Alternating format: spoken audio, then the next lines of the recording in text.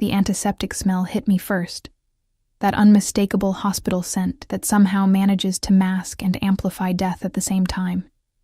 My fingers trembled against the thin cotton blanket as another contraction rippled through me, leaving me gasping. The fluorescent lights above buzzed incessantly, a monotonous drone that matched the beeping of monitors surrounding my bed.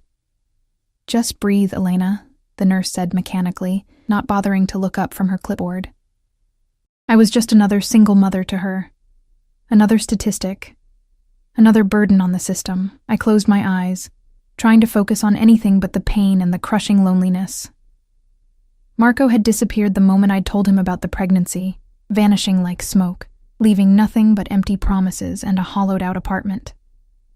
7 months of silence. No calls, no texts. Nothing but the growing life inside me as evidence he'd ever existed at all. The contraction peaked, and I bit down on my lip until I tasted blood. I wouldn't scream. I wouldn't give anyone the satisfaction of seeing me break. "We need your emergency contact information," another nurse said, materializing beside me with yet another form. Her scrubs were decorated with cartoon animals, an attempt at cheerfulness that felt like mockery in this sterile room. "There's no one," I whispered, the words scraping my throat. "Just put me down." She frowned, tapping her pen against the clipboard. "Hospital policy requires at least one emergency contact, especially for delivery. Is there anyone at all?" The truth stung worse than the pain radiating through my body. 26 years old, and not a single person in the world I could call. My parents were long gone. Mom to cancer when I was 19, Dad to the bottle shortly after. No siblings. Friends had drifted away during my relationship with Marco, his jealousy slowly severing each connection until I was floating, untethered, in his orbit alone. "The baby's father?" she pressed. I laughed then, a hollow sound that morphed into a groan as another contraction began building. "Good luck finding him." She pursed her lips, disapproval etched in the lines around her mouth. "We'll need his information for the birth certificate, Ms. Russo." "Marco Vittori," I said through gritted teeth. "That's all I know. It wasn't serious." The lie tasted bitter. To me, it had been everything. Until it wasn't. The nurse scribbled something down. "Any idea where he might be?" I shook my head, sweat-dampened hair sticking to my forehead. "He worked for some import company. Said his boss was demanding." Another lie. I'd seen the tattoos Marco tried to hide, noticed the way he'd take calls at odd hours, stepping outside regardless of weather or time. I wasn't stupid, but I'd been lonely, and he'd been beautiful, and sometimes that's all it takes for someone like me to ignore the warning signs. When the next contraction hit, something felt different. The pressure intensified, and I heard myself cry out. "She's ready," the first nurse called out. "Get Dr. Moretti." The next hours blurred into a haze of pain, clinical instructions, and my own desperate prayers to a God I wasn't sure I believed in anymore. When my daughter finally arrived, her angry cries filling the delivery room, the emptiness inside me was suddenly replaced by something I couldn't name, something fierce and terrifying in its intensity. "She's perfect," the doctor said, placing her tiny, squirming body on my chest. I looked down at her, this small, red-faced stranger with a shock of dark hair, and felt my world tilt and resettle on a new axis. "Sophia," I whispered, the name I'd chosen months ago finally finding its owner. After they took her to be cleaned and measured, I drifted in and out of consciousness, the exhaustion of 26 hours of labor finally claiming me. I dreamed of Marco, not as he was at the end, cold and distant, but as he'd been in the beginning, laughing as we raced through summer rain to reach the shelter of a cafe awning. I woke to raised voices in the corridor outside my room. "Sir, visiting hours don't begin until... move." That single word, delivered with quiet authority, sent a chill down my spine even before I recognized the voice. It couldn't be. "Sir, you can't just... I received a call saying I'm listed as the father. Now either you direct me to Elena Russo's room, or I start opening doors myself." My heart stuttered painfully in my chest. That voice, low, measured, with the faintest trace of an accent, belonged to Dante Ricci. Not Marco. Dante. I'd only met him once, at a restaurant opening where I'd been working as a waitress.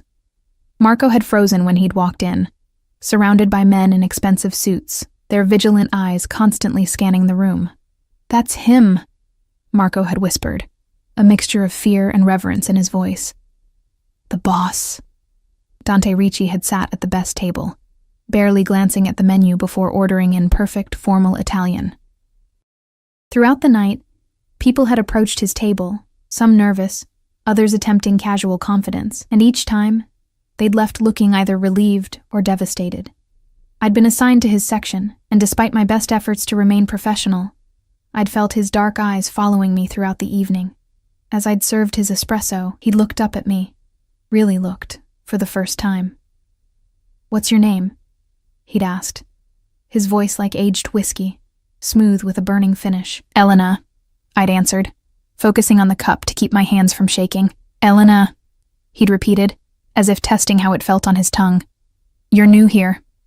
It wasn't a question, but I'd answered anyway. "Yes, sir. First week." His lips had curved slightly. "You're doing well." Then his eyes had hardened as he'd looked past me. "Isn't she, Marco?" I'd turned to find Marco standing frozen near the service station, face drained of color. "Yes, sir. She is." That night, Marco had been rougher than usual, leaving bruises on my hips and arms. He never explained the connection between him and Dante Ricci, and I never asked. Some questions were safer, left unasked. Now, Dante Ricci was outside my hospital room, claiming to be my daughter's father. The door swung open, and he filled the frame, tall, broad-shouldered, dressed in a suit that probably cost more than 6 months of my rent. His dark hair was cropped short at the sides but longer on top, and a neatly trimmed beard accentuated his sharp jawline. He looked exactly as I remembered, except for the dangerous glint in his eyes. Behind him stood 2 men, one lean and watchful, the other built like a concrete wall. Security. Of course, Dante's gaze swept the room before landing on me, propped up against hospital pillows, probably looking like death warmed over. "Leave us," he said quietly, not turning around. The men disappeared, the door clicking shut behind them. For a long moment, neither of us spoke. I couldn't read his expression. It was carefully, deliberately blank, giving away nothing. But there was tension in his shoulders, in the controlled way he breathed. "There's been a mistake," I finally said, my voice hoarse. "I don't know why they called you." He moved further into the room, each step measured and deliberate. "No mistake," I checked. Fear coiled in my stomach. "That's impossible." "Is it?" He reached into his suit jacket, removing a folded document. "According to this preliminary birth certificate, I'm listed as the father of Sophia Russo, born at 3:47 this morning." He glanced at his watch. Approximately 5 hours ago. My mind raced, trying to make sense of the situation. "I never put your name down. I told them Marco Vittori worked for me." He cut in, his voice hardening on Marco's name. "Until he disappeared 7 months ago, after stealing from me." The pieces suddenly clicked into horrible place. Marco hadn't just left me, he'd been running from Dante Ricci. And somehow, in his desperation, he'd dragged me into whatever he'd done. "I don't know anything about that," I said, fighting to keep my voice steady. "We broke up. He left." Dante approached the bed, his movements reminiscent of a predator, unhurried, yet intentional. He stopped at the foot, studying me with those impenetrable dark eyes. Marco was many things, a thief, a liar, a coward, but apparently he was smart enough to know what would happen if I found him. He set the document on the bed near my feet. So he did the one thing that might give him leverage. He made sure I'd be contacted when his child was born.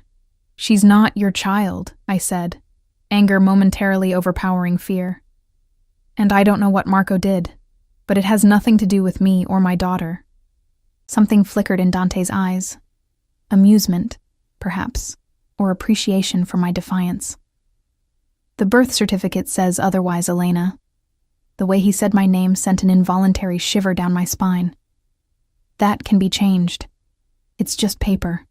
He smiled then, a cold expression that didn't reach his eyes. "In my experience, nothing is ever just anything." He moved to the side of the bed, close enough that I could smell his cologne. something expensive and subtle, sandalwood and amber. Where is Marco? I don't know, I answered truthfully. I haven't seen or heard from him since I told him about the pregnancy. He cleaned out our apartment while I was at work and disappeared. Dante studied me, and I had the unsettling feeling he was cataloging every micro-expression, every blink, every shallow breath, looking for lies. You expect me to believe he never contacted you? Never told you what he did? I met his gaze directly. I don't care what you believe. It's the truth. Before he could respond, the door opened, and a nurse entered, pushing a small transparent bassinet. Time for feeding, Mom, she said cheerfully, then froze when she noticed Dante. Oh, you must be the father. Congratulations. Her eyes darted between us, clearly sensing the tension but professional enough not to comment. Dante turned toward the bassinet, and I saw his expression change. So subtly I might have imagined it, as he looked at Sophia for the first time. Something softened in his face, just for a moment, before the mask slipped back into place. I'll leave you three alone, the nurse said, transferring Sophia to my arms before hurrying out, the door closing with a soft click behind her. Sophia squirmed against me, her tiny face scrunching up as she began to fuss. Instinctively, I adjusted her, cradling her head as I tried to position her to feed. The hospital gown was awkward, and my hands were trembling. Here, Dante said unexpectedly, reaching for a pillow at the foot of the bed. He placed it under my elbow, providing support. When I looked up in surprise, his face was unreadable again. Sophia latched on, and the room fell silent except for her soft suckling sounds. I was acutely aware of Dante watching us, his presence filling the small room like smoke, impossible to ignore. She has your coloring, he finally said, his voice lower than before. And Marco's eyes, I replied without thinking, then immediately regretted mentioning his name again. Dante's jaw tightened visibly. For your sake, I hope that's all she inherited from him. The implied threat hung in the air between us. I pulled Sophia closer protectively, wincing slightly at the movement. What do you want? I asked, exhaustion suddenly crashing over me. Why are you really here? He didn't answer immediately, instead moving to the window to look out at the gray morning sky. When he finally spoke, his back was still to me. Marco took something that belongs to me. Something irreplaceable. He turned, his gaze falling on Sophia, and now, it seems, he's given me something in return. My blood ran cold. She's not a thing. She's not something to be traded or used as leverage. No, he agreed, surprising me. She's not. But according to every legal document that currently exists, she is my daughter. He stepped closer again. And I protect what's mine, Elena. Always. The possessiveness in his voice should have repulsed me. Instead, it sent a treacherous warmth spreading through my chest.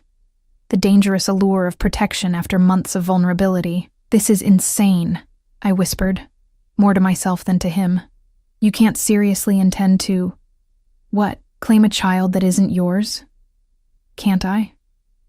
His smile was razor sharp. I've already made arrangements for private rooms for both of you. When you're discharged, a car will be waiting. Panic clawed at my throat. I'm not going anywhere with you. Consider your options carefully, Elena, he said, his tone maddeningly reasonable. You have no home. The lease on Marco's apartment expired months ago. No savings. I checked your accounts. No family, a newborn daughter. And now, a connection to me that Marco ensured would be documented and official. He leaned closer. Do you really think you'd be safer on your own? The truth of his words hit me like a physical blow. I'd been so focused on getting through the pregnancy day by day that I hadn't fully confronted the reality of what came after. My meager savings had been depleted by medical bills, not covered by my inadequate insurance. I'd been staying with a coworker, sleeping on her couch, but that was temporary. Sophia had fallen asleep at my breast, her tiny face peaceful, unaware of the dangerous game being played around her. Why would you want this? I asked, genuine confusion mixing with fear. She's not your responsibility. Something dark and unfathomable passed behind his eyes. Perhaps I'm curious to see what Marco thought was so valuable he'd risk using my name. He reached out, one finger gently touching Sophia's tiny fist where it rested against my skin. Or Perhaps I simply don't appreciate being manipulated, and this is the most effective way to draw him out. I pulled back instinctively, and his eyes narrowed at the movement. "You have until tomorrow morning to decide," he said, straightening and adjusting his cuffs. "Either way, I'll be back." He moved toward the door, then paused, looking back over his shoulder. "For what it's worth, Elena, I'm sorry you've been caught in the middle of this. It was never about you." The door closed behind him with a quiet finality, leaving me alone with my daughter and an impossible choice. Outside my window, rain began to fall, droplets racing down the glass like tears. I looked down at Sophia, sleeping peacefully against me, unaware that in her first hours of life, she had already become a pawn in a game I didn't understand. What I did understand was the look in Dante Ricci's eyes when he'd seen her. That momentary softening, that flicker of something almost human. And I understood with terrifying clarity that I would do anything, make any deal, accept any terms, to keep my daughter safe, even if it meant belonging to the devil himself. Morning arrived with harsh clarity, sunlight streaming through the blinds I'd forgotten to close. Sophia stirred against my chest where she'd slept after her dawn feeding, her tiny breaths warm against my skin. I hadn't slept, couldn't sleep, with Dante Ricci's ultimatum hovering over me like a guillotine blade. A soft knock preceded the door opening, revealing not a nurse but a woman in a tailored charcoal suit, her dark hair pulled back in a severe bun. Her eyes, sharp and assessing, reminded me of Dante's in their calculation. "Ms. Russo," she said, her voice clipped and professional. "I'm Alessandra Vega, Mr. Ricci's personal assistant." Of course he hadn't come himself. Men like Dante Ricci delegated ultimatums. "He sent you to collect my answer," I said flatly, adjusting Sophia as she began to fuss. Alessandra's expression remained neutral. "Mr. Ricci sent me to facilitate your transfer to private accommodations, regardless of your decision." She gestured to a sleek leather overnight bag she carried. "I've brought some essentials for you and the baby." "And if I refuse to go?" Her perfectly arched eyebrow rose slightly. "Mr. Ricci suggested I remind you that you currently have nowhere else to go, and that the hospital is discharging you today." She checked her watch. "In approximately 3 hours." My stomach twisted. She was right. The doctor had signed my discharge papers that morning. My co-worker's couch was no longer available. She'd texted last night that her boyfriend was moving in sooner than expected. "This is kidnapping," I said, the words sounding hollow even to my own ears. "Is it?" Alessandra set the bag down and removed a manila folder. "These are copies of Sophia's birth certificate, listing Mr. Ricci as the father. Also included is temporary guardianship paperwork, which only requires your signature." She placed them on the bedside table. "Mr. Ricci is offering you safe accommodation, medical care, and financial support for both you and your daughter. He's not forcing you to accompany him, merely making it the most logical choice." The calm rationality in her voice made the situation even more surreal, as if being claimed by a Mafia boss was simply a business arrangement. "Why is he doing this?" I asked, desperate for something to make sense. "We both know Sophia isn't his." Something flickered across Alessandra's face, not quite sympathy, but a momentary crack in her professional veneer. "Mr. Ricci has his reasons. It's not my place to question them." Sophia began to cry in earnest now, her tiny face reddening. I rocked her automatically, the movement already becoming instinctive after just one day. "The private suite has a full nursery attached," Alessandra continued. "Mr. Ricci has arranged for a pediatrician to be on call and a postnatal nurse to assist you." She paused, watching me soothe Sophia. "The alternative is leaving here alone with a newborn, and nowhere to go." Put that way, there wasn't really a choice at all. I thought of the meager $73 in my checking account, the maxed-out credit card, the unpaid medical bills already piling up. I thought of shelters and welfare offices, of struggling alone through sleepless nights with a colicky baby. I thought of Marco, who had used me as a shield against whatever vengeance Dante sought. "Fine," I said, the word tasting like surrender. "I'll go." Alessandra nodded, unsurprised. "A wise decision." She moved toward the door. I'll inform the medical team and complete your discharge paperwork. Be ready in 1 hour. After she left, I pressed my lips to Sophia's forehead, breathing in her newborn scent. I'm sorry, I whispered against her skin. I'm sorry I couldn't give you something better than this. The private suite turned out to be an entire wing of an exclusive medical facility outside the city. The ambulance transfer, another of Dante's arrangements, delivered us to a discreet side entrance, where Alessandra waited alongside a medical team. Mr. Ricci wanted to ensure you had proper care during your recovery, she explained as they wheeled me, with Sophia in my arms, through corridors that looked more like a luxury hotel than a hospital. He's arranged for Dr. Bennett to oversee both your care and Sophia's. The suite itself was larger than my last apartment, with a spacious bedroom featuring a hospital-grade bed, an adjoining sitting room with plush furniture, and a fully equipped nursery decorated in soft creams and pale greens. The windows overlooked manicured gardens, currently glistening with morning dew. Your things have been collected from your previous accommodation, Alessandra said, gesturing to my battered suitcase and few belongings, looking pathetically out of place against the luxury surroundings. Mr. Ricci took the liberty of supplementing your wardrobe and the baby's essentials. I glanced toward the massive walk-in closet, its doors ajar to reveal clothing with tags still attached. How generous, I said, unable to keep the bitterness from my voice. Mr. Ricci will visit this evening, Alessandra continued, ignoring my tone. He suggests you rest until then. The staff has been instructed to provide anything you need. She handed me a cell phone. This is for you. It has my number programmed in, as well as direct lines to the medical staff and security. Security. The word hung in the air between us, its dual meaning unmistakable. Protection and surveillance. Am I a prisoner here? I asked directly, shifting Sophia to my shoulder. Alessandra's expression remained carefully neutral. You're a guest, Ms. Russo, a guest under Mr. Ricci's protection. She moved toward the door. I suggest you don't test the boundaries of that protection. After she left, a nurse helped me settle in, demonstrating the features of the suite and checking Sophia's vitals. When we were finally alone, I sank onto the edge of the obscenely comfortable bed, Sophia asleep in the bassinet beside me. What have we gotten ourselves into? I whispered. The hours passed in a haze of feeding, changing, and brief, fitful naps. Despite the luxury surrounding me, I couldn't relax, constantly aware of the cameras I'd spotted in the corners of each room. Except, thankfully, the bathroom and bedroom. As twilight descended, bathing the room in golden light, I heard voices in the corridor outside. One female, likely Alessandra, and one unmistakably male. My pulse quickened as the door opened, revealing Dante Ricci.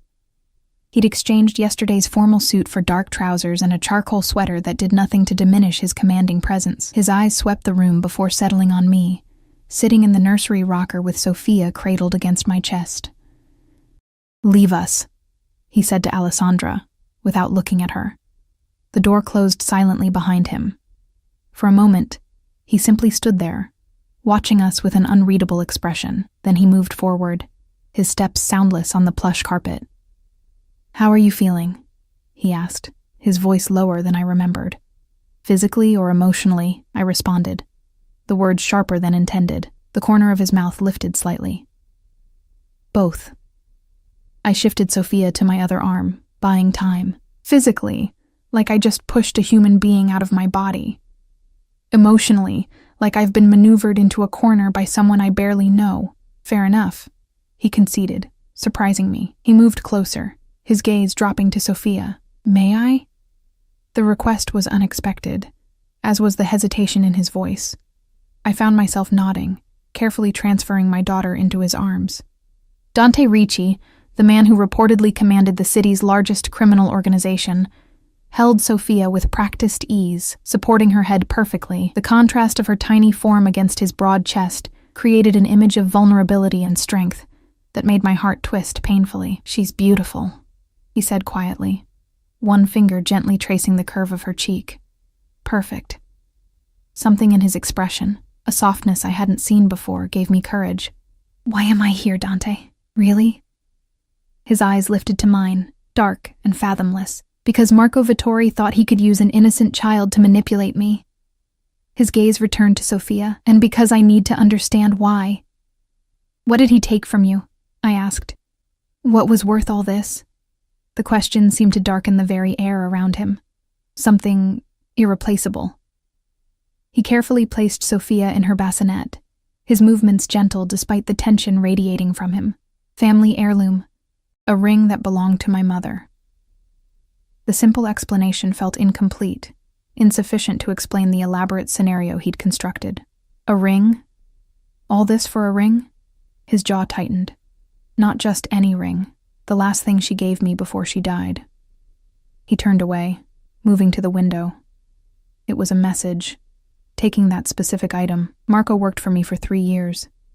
He knew what it meant. I watched his reflection in the glass, the controlled anger in his posture. I'm sorry, I said softly. About your mother's ring. He glanced back at me, surprise flickering across his features. You believe me? It wasn't a question, but I answered anyway. I believe someone hurt you, and you're trying to make it right in the only way you know how. I gestured around the room, even if your methods are extreme. A ghost of a smile touched his lips. Extreme is subjective. He turned fully to face me. I've had men searching for Marco for 7 months. Nothing. Then suddenly my name appears on a birth certificate. His eyes narrowed slightly. A message, don't you think? The implication sent a chill down my spine. You think I'm involved, that I'm helping him. Are you? No, I said firmly. Marco abandoned me the day I told him I was pregnant. Emptied our joint account. Took everything of value from our apartment. I haven't heard from him since. The memory still stung. The humiliation of returning to an empty apartment. The panic of realizing I had been left with nothing. If I knew where he was, I'd tell you. Not for you. For me. For what he did to me. Dante studied me, his gaze almost physical in its intensity. Then he nodded once, decision made. I believe you. Relief washed through me, though I wasn't entirely sure why his belief mattered. So what now? I asked. You keep us here indefinitely, waiting for Marco to make contact? You'll stay under my protection until the situation is resolved, he said, the finality in his tone brooking no argument. In the meantime, you'll want for nothing, neither will Sophia. And if Marco never comes back, something dangerous flashed in his eyes. He will. Men like Marco always make the same mistake. They think they're smarter than they are. He moved closer again, close enough that I could smell his cologne. But to answer your question, if he doesn't return, arrangements will be made for your future security. Our future cage, you mean, I said, unable to keep the bitterness from my voice. His expression hardened. You misunderstand me, Elena. I'm not your enemy. You're not my friend either. No, he agreed, his voice lowering. I'm not. The weight of his gaze made my skin prickle with awareness. There was something undeniably magnetic about him, a gravity that pulled at me despite every logical warning bell clanging in my mind. Sophia stirred in her bassinet, breaking the tension. Dante stepped back, creating distance between us. Rest, he said, moving toward the door. We'll speak again tomorrow. As he reached for the handle, I found my voice again. The birth certificate. Will you have it corrected? He paused, looking back at me with an unreadable expression. No, he said simply. For now, it serves a purpose. His eyes drifted to Sophia's sleeping form. And perhaps in time, it will become truth enough. The door closed behind him, leaving me with the unsettling feeling that I'd just agreed to something far more complicated than temporary protection. Days bled into weeks with unsettling ease.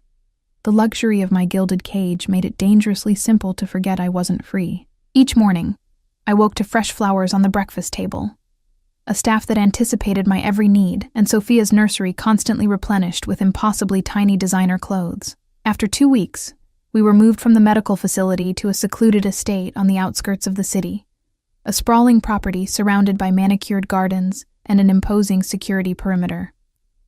My suite occupied the east wing, with floor-to-ceiling windows overlooking a private garden. The rooms were elegant without being ostentatious, clearly designed for comfort rather than show. Sophia had her own nursery, a magical space painted with delicate woodland scenes that seemed to shift in the changing light. Dante visited daily, always arriving at precisely 6 o'clock. Always alone. Our interactions followed a strange, unspoken choreography.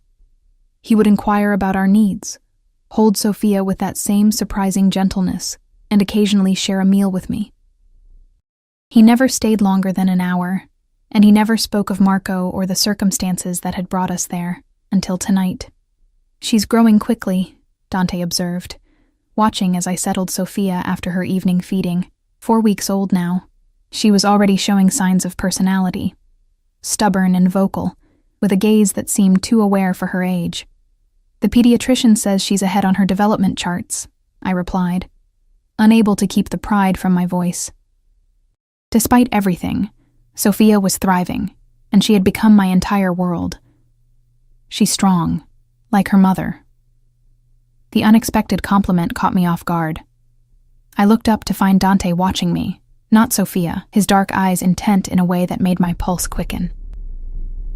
"Not strong enough," I said quietly, tucking the blanket around Sophia's sleeping form. Strong enough would have been seeing through Marco from the beginning. Dante moved closer, his proximity sending a familiar warmth spreading through my chest. "Some men excel at deception, Elena.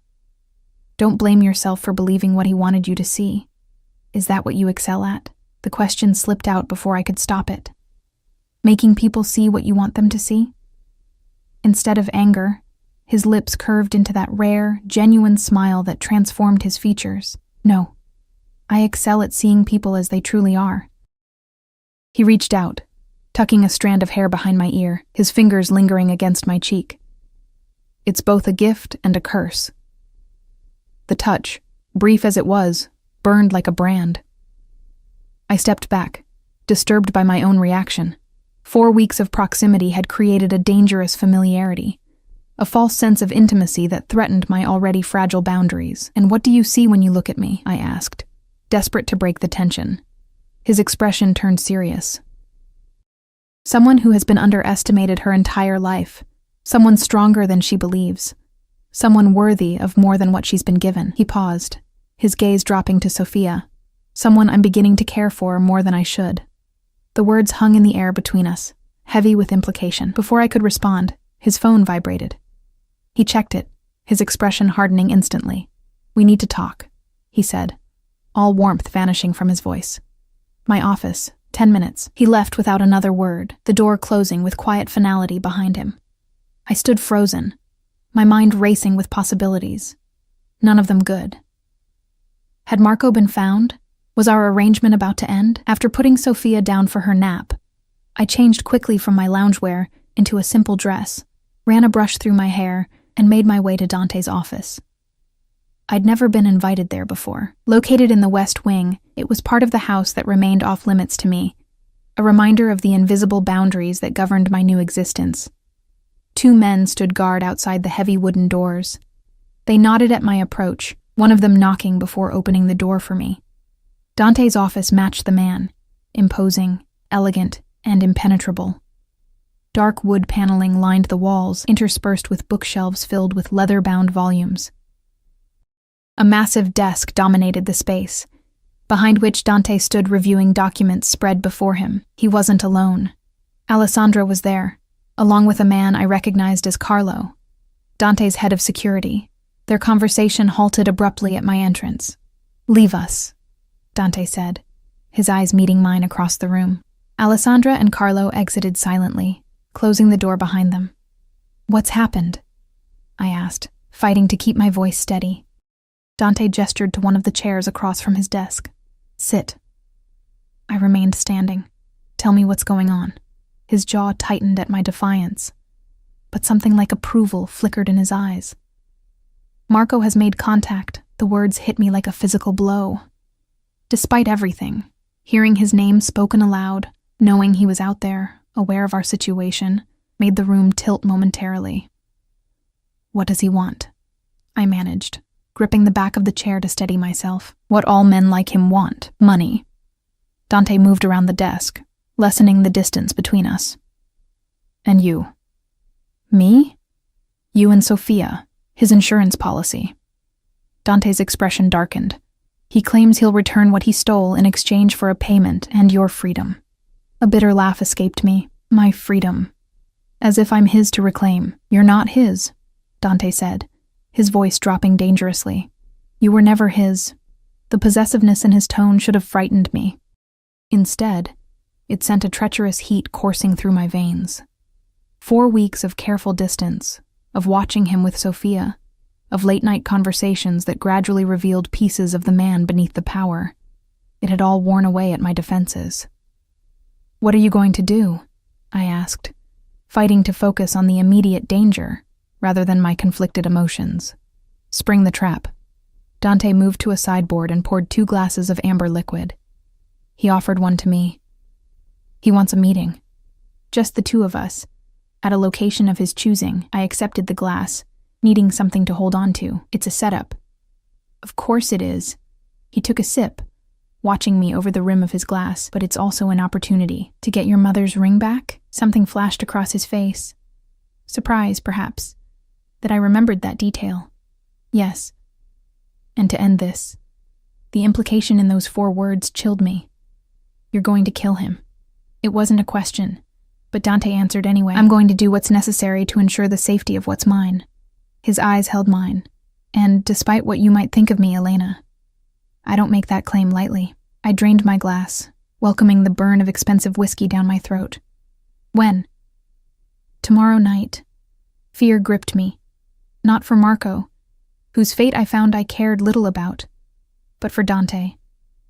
The realization was startling in its clarity. Somewhere in the past 4 weeks, my captor had become something else. Something I wasn't ready to name. It could be a trap, I said, setting my glass down on his desk with a sharp click. He could be working with someone, planning to ambush you. A cold smile touched Dante's lips. Let him try. And if something happens to you, what happens to us? The question revealed more than I intended, exposing the dependency that had formed like invisible chains. Dante stepped closer, close enough that I could feel the heat radiating from his body. Nothing will happen to me. He reached out, his fingers tracing the line of my jaw. But your concern is noted. It's not concern, I lied, hating the breathless quality of my voice. It's self-preservation. Is it? His thumb brushed across my lower lip, the touch sending electricity sparking through me. Tell me something, Elena. In these weeks you've been here, have you felt unsafe, threatened, mistreated in any way? The truth was shameful in its simplicity. No. No, he repeated, satisfaction evident in his tone. Because despite what brought you here, your well-being, and Sophia's, has always been my priority.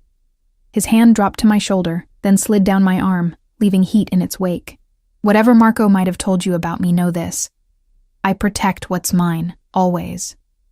I'm not yours, I whispered, the words lacking conviction even to my own ears. His eyes darkened. Aren't you? Before I could respond, a knock at the door interrupted us.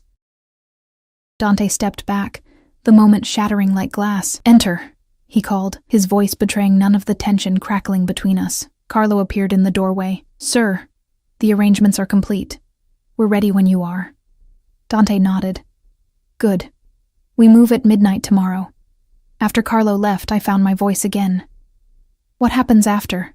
If Marco is no longer a threat, Dante turned to me, his expression unreadable. That depends on you. On me? On what you want. He moved to the window, looking out at the gathering darkness. The birth certificate can be amended. You'll be provided for, of course.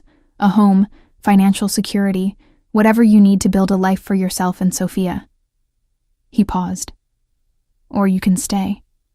The simplicity of the choice belied its complexity. Stay as what? Your prisoner? Your charity case? As mine, he said quietly, turning to face me. In every way.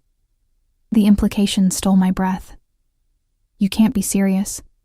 I'm always serious, Elena, especially about this. He closed the distance between us again. These weeks have shown me something I didn't expect to find, something I didn't know I wanted until you appeared in my life. A ready-made family? I asked bitterly. A woman and child you can control. Anger flashed in his eyes, quickly controlled. Is that what you think this is? That I've kept you in luxury, provided everything you need, respected your boundaries, all so I could control you?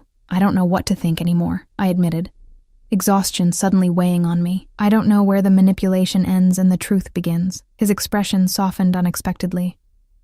Then let me make it simple for you. He reached out, his hand cupping my cheek. I want you, Elena. Not because of Marco, not because of circumstances, but because in 4 weeks, you've become essential to me in ways I never anticipated. His thumb brushed away a tear I hadn't realized had fallen, and I hope, you might feel something similar. The vulnerability in his admission, so at odds with the powerful man I'd come to know, cracked something open inside me. Even if I did, I whispered. How could I ever know it was real, that it wasn't just Stockholm Syndrome, or gratitude or fear? Because I'll give you a choice, he said simply. After tomorrow, regardless of the outcome, you'll be free to leave. With my protection and support, but free. His hand dropped from my face, and then, if you choose to return, it will be because you want to. Because this, us, is what you truly desire. The offer stunned me into silence. Freedom, the one thing I'd believed he would never grant, offered freely. Before I could respond, Sophia's cry echoed through the baby monitor I carried. The sound broke the spell between us, pulling me back to reality. I should go to her, I said, taking a step back. Dante nodded, his expression closed once more. Of course. At the door, I paused, looking back at him. Be careful tomorrow. A ghost of a smile touched his lips. Always am. As I hurried back to my rooms, Sophia's cries growing more insistent, I realized with startling clarity that I was more afraid of Dante not returning than I was of remaining in his world forever. And that terrified me more than Marco ever could. I didn't sleep that night. Sophia, sensing my anxiety, fussed more than usual, only settling in the early hours of the morning. I paced the nursery with her against my shoulder, whispering reassurances I didn't believe myself. Outside, rain lashed against the windows, the weather reflecting the storm inside me. Dawn brought no clarity. I moved through the day in a daze, mechanically attending to Sophia while my mind raced with possibilities, each darker than the last. Dante was nowhere to be seen. Alessandra informed me he was attending to business when I casually inquired during lunch. By evening, the house had taken on an eerie quietness, the usual staff conspicuously absent. Only Sophia's nursemaid remained, along with 2 security guards stationed outside my suite. The sense of impending danger hung in the air like a gathering storm. I had just put Sophia down for her evening nap when the door to my sitting room opened without a knock. Dante stood in the doorway, dressed entirely in black, tailored trousers, a lightweight sweater that did nothing to conceal the power of his build, and a jacket that hung with suspicious weight on one side. His expression was unreadable, but tension radiated from him in almost visible waves. You're leaving now, I said quietly, moving away from the bassinet to avoid waking Sophia. He nodded once, his dark eyes scanning my face as if committing it to memory. The meeting is set for midnight. Where? Safer if you don't know. He stepped further into the room. I've increased security here. No one enters or leaves until I return. Fear tightened my chest, not for myself, but for him. Dante, don't, he interrupted softly. Whatever you're about to say, don't say it out of fear or uncertainty. I closed my mouth, suddenly unsure of what I had been about to confess. He moved closer, close enough that I could smell his cologne mingled with something metallic and dangerous. If this goes sideways, he said, voice low. Alessandra has instructions. You and Sophia will be taken care of. I don't want to be taken care of, I replied, my voice stronger than I expected. I want you to come back. Something softened in his expression, a momentary glimpse of the man beneath the armor he'd been constructing all day. His hand came up to cup my cheek, his touch gentler than it had any right to be. I will, he promised, though we both knew it wasn't entirely his to promise. Before I could respond, He closed the distance between us, his lips capturing mine in a kiss that felt like both a beginning and a potential ending. I responded instantly, my body betraying what my mind had been fighting for weeks. His arm wrapped around my waist, pulling me against him as the kiss deepened, becoming something desperate and hungry and full of unspoken words. When he finally pulled away, his breathing was as ragged as mine. "That," he said, his forehead resting against mine, "is why I'll come back." Then he was gone, leaving only the phantom pressure of his lips and the scent of him lingering in the air. I stood frozen, fingers pressed to my mouth, emotions warring within me. The kiss had shattered the last of my illusions. I had fallen for the man who had claimed me and my daughter as his own. Fallen for a man who was, at this moment, heading into danger because of us. Outside, I heard car engines start, then fade into the distance. The silence that followed was deafening. Hours crept by with excruciating slowness. I fed Sophia, bathed her, sang her to sleep. Normal activities that felt surreal against the backdrop of what was happening beyond these walls. Every time my phone buzzed, my heart stopped. But it was never news, just Alessandra checking in, her messages becoming increasingly terse as midnight approached and passed. At 1:17 a.m., the security system's alarm blared to life, the sudden noise making me jolt. Sophia woke, crying in protest. I scooped her up instinctively, heart pounding as I heard shouting and running footsteps in the corridor outside. My door burst open, revealing Carlo, Dante's head of security. Blood stained his shirt collar, and his expression sent ice through my veins. "We need to move you.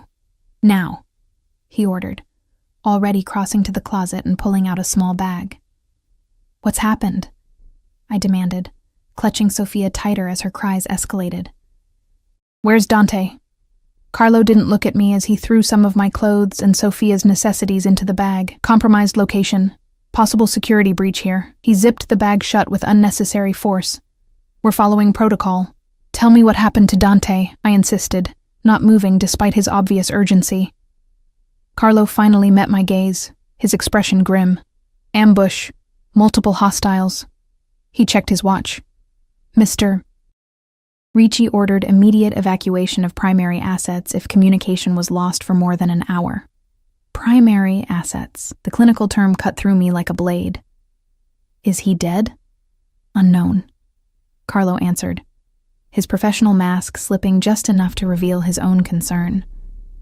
Last communication indicated he was pinned down but operational. Operational. These cold, militaristic terms for the man who had kissed me goodbye hours ago. "I'm not leaving without knowing," I stated firmly, even as fear threatened to choke me. "You don't have a choice, Ms. Russo." Carlo's hand moved to his sidearm, not threatening, but a clear reminder of who was in charge. "Mr. Ricci's standing orders are explicit. You and the child are to be moved to the secondary location immediately." The sound of more footsteps in the hallway prevented further argument.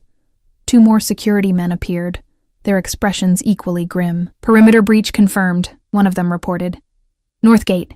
2 vehicles." Carlo cursed under his breath. "Move. Now." What followed was a blur of motion. Someone handed me a coat. Someone else took Sophia momentarily while I put it on.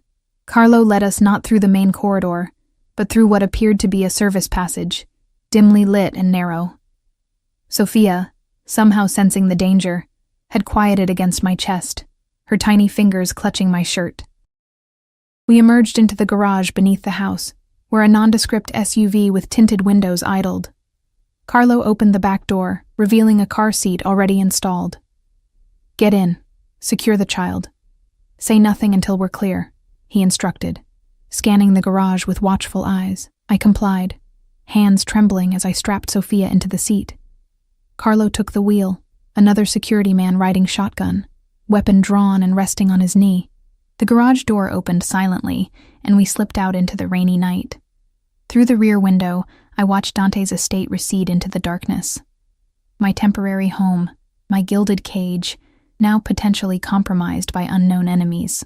Enemies targeting Dante, and by extension, us. We drove in tense silence, following a convoluted route through the outskirts of the city. Sophia, exhausted by the disruption to her routine, eventually drifted to sleep, unaware of the danger surrounding us. I envied her innocence, her ability to trust that she would be protected. My phone vibrated in my pocket. With shaking fingers, I pulled it out to find a message from an unknown number. Don't trust them. Marco. Ice flooded my veins. I glanced up to find Carlo watching me in the rearview mirror, his expression unreadable. Problem? He asked, his tone casual despite the tension evident in his shoulders. I swallowed hard, mind racing. If Marco was messaging me, did that mean the meeting with Dante had never happened? Or that it had gone catastrophically wrong? Either way, the warning sent chills down my spine. Just checking the time, I lied, slipping the phone back into my pocket. Carlo held my gaze a moment too long before returning his attention to the road. We'll be at the safe house in 20 minutes. You'll stay there until we receive new orders. New orders. From whom? If Dante was... No. I couldn't even think the word. The city lights fell away as we headed into more rural areas, the road becoming narrower and less maintained. Rain continued to fall, reducing visibility and lending an ominous quality to the night. Occasionally, Carlo would make an abrupt turn or double back, ensuring we weren't being followed. My phone vibrated again. Under the pretense of checking on Sophia, I angled my body away from the front seats and quickly glanced at the screen. They're taking you to him, not away. Get out now. Last chance. A cold certainty settled in my stomach. Something wasn't right. Carlo's evasiveness, the urgency of the evacuation despite no visible threat at the house, the circuitous route, all of it felt wrong. I looked at Sophia, peaceful in her sleep, and knew with absolute clarity that I would do anything to protect her. Even if it meant taking advice from the man who had abandoned us. I need to use the restroom, I said suddenly. Sophia needs changing too. Carlo's eyes flicked to mine in the mirror again. It can wait. It can't, I insisted, injecting desperation into my voice. She has a rash that gets worse if she sits too long in a wet diaper. Please, just a quick stop. He seemed to weigh his options, then nodded curtly. 5 minutes. Next service station. 10 tense minutes later, he pulled into a deserted gas station, its fluorescent lights harsh against the dark countryside surrounding it. Make it quick, he said, as the SUV came to a stop near the restroom entrance. Anton will accompany you. The security man from the passenger seat exited, opening my door with cold efficiency. I unstrapped Sophia, gathered her diaper bag, and stepped into the rain, heart pounding so loudly I was certain they could hear it. Anton positioned himself outside the restroom door, his back to me as he scanned the perimeter. 3 minutes, he called as the door swung shut behind me. The restroom was dirty but mercifully empty. I laid Sophia on the changing table, my mind racing. There had to be another way out. A window, perhaps. The sound of screeching tires and shouting outside made me freeze. Gunshots followed, 3 in rapid succession, then silence. Sophia startled awake, her cries piercing the sudden quiet. I clutched her to my chest, backing against the far wall, eyes fixed on the door. It burst open, revealing not Anton or Carlo, but a face I hadn't seen in nearly a year. Marco. He looked different. Thinner, harder, with a new scar bisecting his left eyebrow. His eyes widened at the sight of Sophia, a flicker of something like regret crossing his features before disappearing behind a mask of urgency. We need to go. Now, he said, reaching for my arm. I recoiled instinctively. Don't touch me. Frustration crossed his face. Elena, there's no time. They weren't taking you to a safe house. They were delivering you to the Varga family. Dante's rivals. He's been compromised. Why should I believe you? I demanded, even as doubt crept in. You abandoned us. To protect you, he insisted, glancing nervously toward the door. I stole from Dante, yes, but when I realized he'd never stop hunting me, I tried to make a deal. Use his name on the birth certificate. Make him think he could use you to get to me. His expression hardened. I never thought he'd actually claim you both. Keep you. Sophia's cries grew more insistent. Outside, I heard more cars arriving. We need to leave, Marco pressed. I have a car behind the building. We can be across state lines by morning. The choice before me was impossible. Trust the man who had abandoned me, or return to those who claim to protect me but might be betraying Dante. And underneath it all, the terrifying uncertainty of whether Dante was even alive. "Where is he?" I asked, my voice barely audible over Sophia's cries. "Where's Dante?" Something like jealousy flashed across Marco's features. "Does it matter? He's not who you think he is, Elena." "Neither are you," I countered. "Tell me." Marco checked his watch, desperation evident in his movements. "Last I heard, he was being held at the old Montesi warehouse. The Vargas want his territory, his operations." He reached for me again. "Now please, we need to—" "No," I said, the decision crystallizing with sudden clarity. "I'm not going with you." Anger replaced urgency on his face. "Don't be stupid. They'll kill you once they realize their plan failed." "Maybe," I conceded, clutching Sophia tighter as her cries subsided into hiccuping sobs. "But I'm not running away with a man who used me as collateral, who put his name on my daughter's birth certificate without my knowledge, who abandoned us when we needed him most." I straightened my spine, finding strength I didn't know I possessed. "I'd rather face whatever comes next on my terms." For a moment, I thought he might try to force us. Then, sirens sounded in the distance, growing closer. "You're making a mistake," he said, backing toward the door. "A deadly one." "Maybe," I repeated, "but it's my mistake to make." After he disappeared, I sank down against the wall, cradling Sophia against my chest. Through the window, I watched car lights flare and fade as Marco fled. Minutes later, new vehicles arrived, black SUVs with tinted windows, familiar in their ominous uniformity. The restroom door opened again, revealing Alessandra, her immaculate appearance incongruous against the dingy surroundings. "Are you hurt?" she asked, her eyes quickly assessing us both. I shook my head. "Carlo, dead," she confirmed without emotion. "Along with Anton. They betrayed Mr. Ricci." Hope flared painfully in my chest. "Dante's alive?" Something like approval flickered in her gaze. "Yes, injured but alive." She extended her hand. "He's asking for you." I took her hand, allowing her to help me up. "Marco said the Vargas family was working with Carlo. Yes, we've known of the potential infiltration for weeks."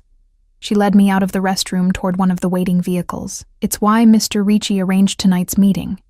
To flush out the traitors. Using himself as bait," I said, understanding dawning with horrifying clarity. Alessandra opened the car door, her expression softening marginally. "He said you'd be angry about that part."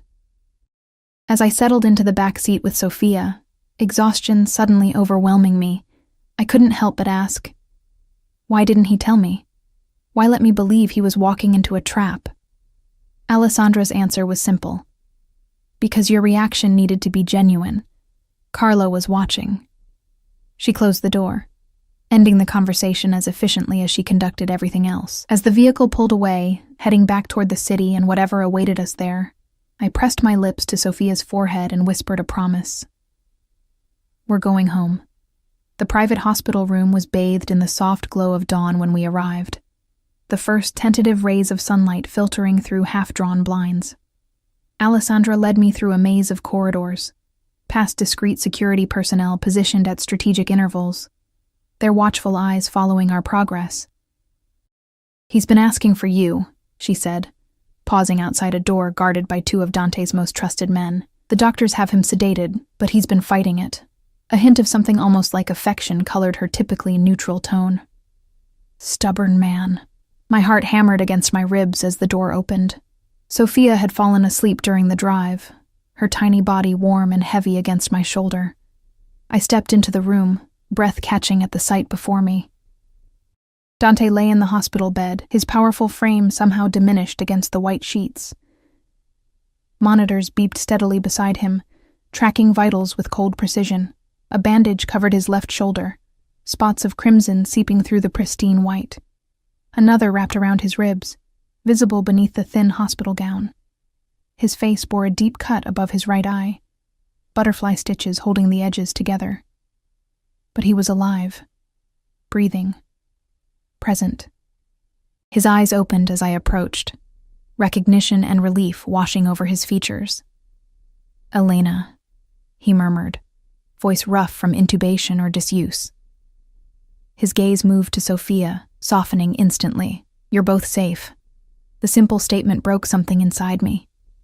Tears I'd been holding back for hours spilled over, streaming silently down my cheeks. You almost weren't, I said, unable to keep the accusation from my voice. A ghost of a smile touched his lips. But I am. You should have told me, I insisted, moving closer to the bed. About Carlo, about the trap you were setting. Would you have let me go if you'd known? He asked, eyes never leaving mine, the truth caught in my throat. No. Exactly. He shifted slightly, wincing at the movement. And I needed to end this, for all of us. Sophia stirred against me, her tiny face scrunching with displeasure at being confined too long. Without thinking, I gently transferred her to the crook of Dante's uninjured arm.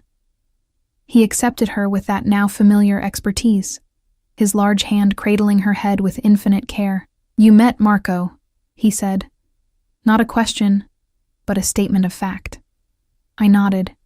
Perching carefully on the edge of the bed, he tried to convince me to leave with him. Something dangerous flashed in Dante's eyes. And yet you're here. I'm here, I confirmed softly. I chose you. The simplicity of the statement hung between us, weighted with all it left unsaid. Dante's free hand found mine, fingers intertwining with surprising gentleness. Why? He asked, vulnerability momentarily visible beneath his carefully constructed armor. I considered deflecting, offering some practical explanation about safety or security. Instead, I chose truth. Because in the moment I thought I might lose you, I realized I didn't want to live in a world where you didn't exist. The admission cost me, exposing a heart I'd guarded carefully since Marco's betrayal. Because somewhere between being your captive and being your whatever I am now, I started to care for you, more than I should. His fingers tightened around mine.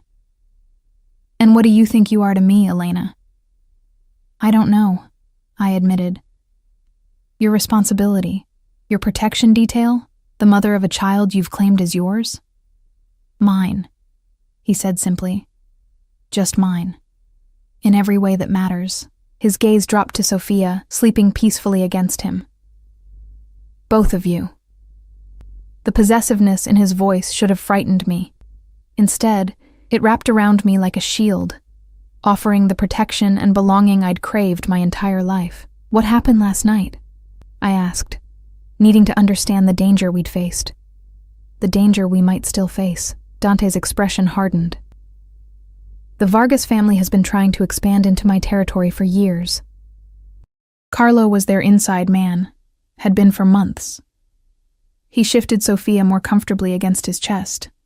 Marco's theft was convenient timing. They used him, fed him information about my mother's ring, knowing what it meant to me. Did you get it back? I asked softly, remembering how he'd described it, the last thing his mother had given him. A genuine smile touched his lips. Yes. It was never about money for Marco, just survival. When he realized the Vargas family planned to eliminate him after using him to get to me, he made a desperate play. His eyes met mine. Using you and Sophia, by naming you as Sophia's father, I said, understanding dawning. He thought it would give him leverage. He thought it would force me to negotiate. Dante corrected. What he didn't anticipate was that I would claim you both completely. His thumb stroked over my knuckles. Or that I would find something I never knew I wanted. Sophia made a small sound in her sleep, her tiny fingers curling against Dante's hospital gown. The sight of them together, this powerful, dangerous man holding my daughter with such tenderness, made my heart constrict painfully. What happens now? I asked, the question encompassing so much more than just our immediate future. Now, Dante said, his voice gaining strength. We end this properly. He met my gaze directly. The Vargas family has been dealt with. Their key players are either dead or have pledged loyalty to me. Marco has been given two choices: disappear permanently with enough resources to start over, or suffer the consequences of his betrayal. And us? I pressed, needing clarity after so much uncertainty. That depends on you. His expression turned serious. I made you a promise, Elena. Freedom, if you wanted it, a choice. His fingers tightened around mine. That promise still stands, though I'll admit the prospect of watching you walk away has become unthinkable. The raw honesty in his voice stripped away my remaining defenses. I don't want to leave, I whispered, the admission both terrifying and liberating. But I can't live in a cage either, no matter how gilded. Not a cage, he countered. A home, a family. His eyes searched mine. A partnership, if you'll have it. Partnership? I repeated, skepticism coloring my tone. You're not exactly known for sharing power, Dante. A genuine laugh escaped him, followed immediately by a wince as it pulled at his injured ribs. Perhaps not in business, but in this, with you, I'm willing to learn. His expression sobered. I want you by my side, Elena. Not behind me, not beneath me, beside me. The promise in those words, the future they offered, made my breath catch. And Sophia? His gaze dropped to the sleeping infant. I've already filed the paperwork to legally adopt her if you consent. She would be a Ricci in name and in protection. He looked up, vulnerability flashing briefly in his dark eyes. I would be her father in every way that matters. She's not your blood, I said, testing him, needing to be certain. Blood is overrated, he replied without hesitation. Family is about choice, about protection, about love. The last word hung between us, charged with meaning. I choose her. I choose you. The rest is just details. Tears blurred my vision again. When did the terrifying Mafia boss become a philosopher? His lips curved into that rare, genuine smile that transformed his features. When a stubborn, brave woman crashed into my life with a newborn daughter and refused to be intimidated. His hand left mine to brush a tear from my cheek. You changed everything, Elena, from the moment I saw you in that hospital bed, defiant despite your vulnerability. I was terrified, I admitted. I know, but you faced me anyway. Pride colored his voice. That's when I knew you were extraordinary. Sophia stirred again, her eyes fluttering open. She yawned, tiny fists stretching above her head before settling back against Dante's chest, apparently content with her new pillow. She trusts you, I observed softly. Children have excellent instincts, he replied, pressing a gentle kiss to her forehead. Something we often lose as adults. I thought of Marco, how I'd ignored every warning sign, blinded by loneliness and his superficial charm. Then I thought of Dante, how despite the circumstances that brought us together, despite his dangerous world and controlling tendencies, I'd never truly feared him. Not for myself, not for Sophia. What are you thinking? Dante asked, watching me with those perceptive eyes that seemed to see through every defense. That maybe it's time I trusted my instincts too, I answered honestly. His expression softened. And what are they telling you? I leaned forward, careful of his injuries, and pressed my lips to his in a gentle kiss that quickly deepened into something more profound. His hand came up to cradle the back of my neck, holding me to him with a tenderness that belied his strength. When we parted, both slightly breathless, I rested my forehead against his. They're telling me I'm already home. 3 months later, I stood in the garden of what was now truly our home, watching as autumn painted the leaves in fiery hues of gold and crimson. Sophia, growing stronger and more curious by the day, lay on a blanket beneath a maple tree, protected from the gentle breeze by the cashmere blanket Dante had insisted on buying her. Contemplating the universe, his voice came from behind me, arms wrapping around my waist as he pressed a kiss to the curve of my neck. I leaned back against him, savoring his warmth and strength. Just thinking about how much has changed. His hand splayed possessively across my stomach. Any regrets? I turned in his embrace, looking up into the face that had become my entire world. Not one.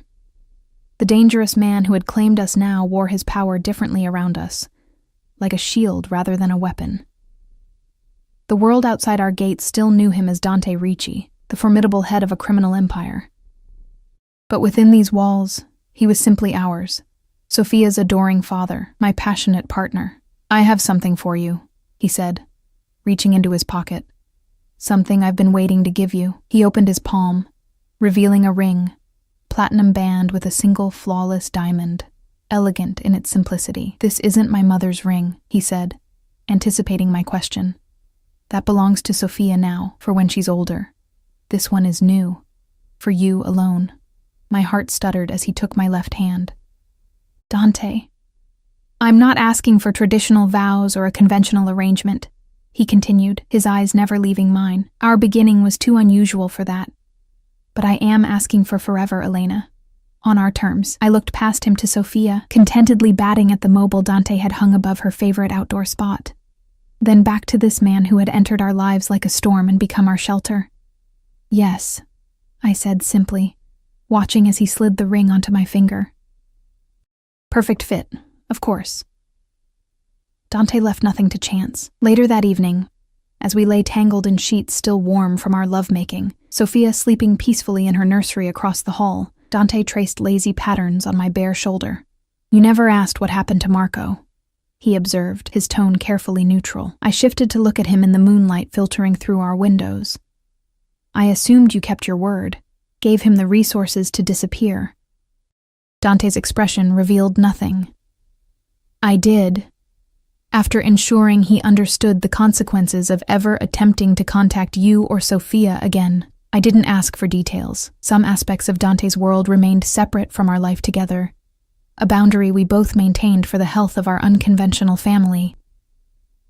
He's Sophia's biological father," I acknowledged quietly, "but he's not her dad."